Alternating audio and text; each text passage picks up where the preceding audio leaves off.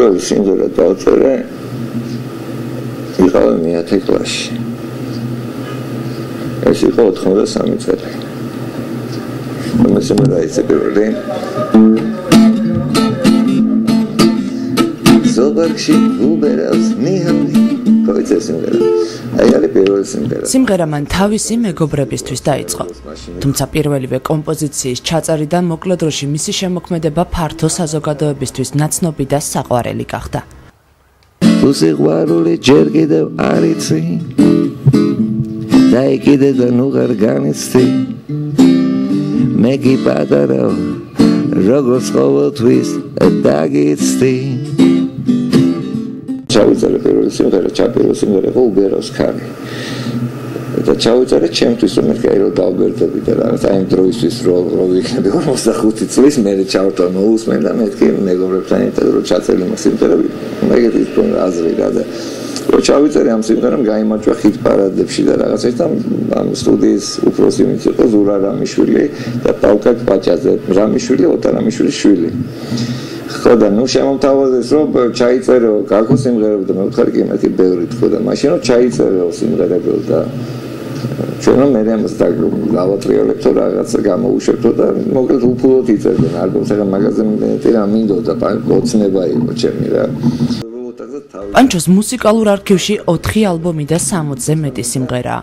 2 წლის წინ რიგით მეხუთე ალბომის ჩაწერა, რომელიც საზოგადოებისთვის ჯერჯერობით უცნობია. როგორც თავად აღნიშნავს, იმ ყველაფრის ხალისი დაკარგა, რაც ადრე მისი ცხოვრების აზრი იყო. დროს ძირითადად თავის ოთახში ატარებს, სადაც ხატავს და წარსულს იხსენებს.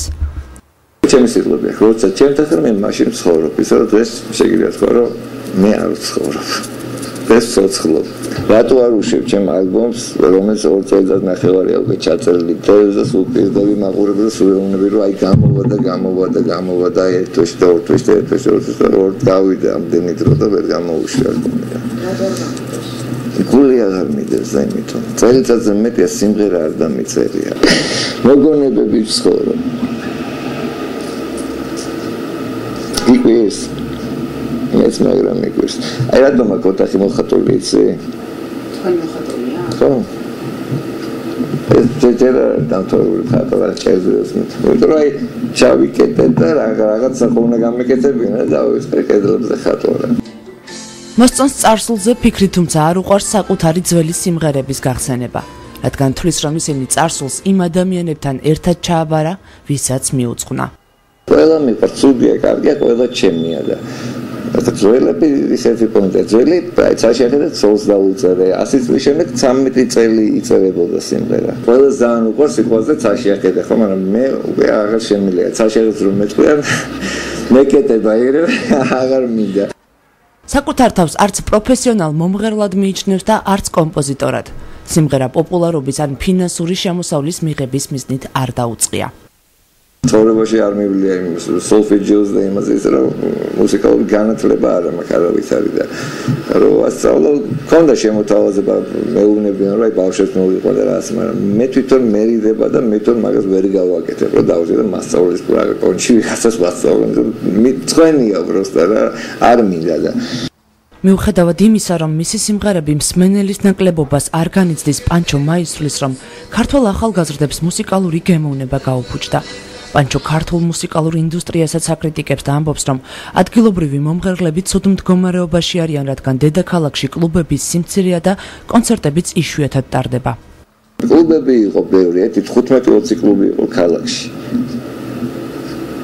ჩამოთვალო ჯაზ კლუბი, ლიმონ კლუბი, ელიტ კლუბი, გრავიცი, ჯოი, 16 რაუნდი, უამრავი კლუბები იყო. ყველგან გამოდიოდნენ მუსიკოსები, ღეროდნენ ცოცხლად. ყველა მუსიკოსი დაკავებული იყო. ყველას ჰქონდა რაღაცა საქმე. ისეთ სიტუაციებში რომ ქალაქში გამოხვიდოდი, იქ მიხვიდოდი არ მოგეწონებოდა, სხვაგან წახვიდოდი, სხვაგან წახვიდოდი. ეხლა რომ გამოხვალ, მკვდარია. ლამაზია რაღაცა, მაგრამ მკვდარია. იმიტომ რომ არაფერი არ ხდება. სადაც კარს გააკეთე, ყველგან დუგუ და დახტიან ბავშვები და ეგეთ სიტუაცია და აი მუსიკას რომ დაიჭრა მოусმინო რაღაც ეგეთ სიტუაცია არ არის ქალაქში და ამიტომ ძალიან ცუდი. ინტერვიუს ბოლოს პანჩო ITV-ს საკუთარ ოცნებებზე ესაუბრა. მომღერალი საკუთარი კლუბის გახსნაზე ოცნებობს, სადაც სტუმრებს მხოლოდ გემოვნებიან მუსიკას შესთავაზებენ.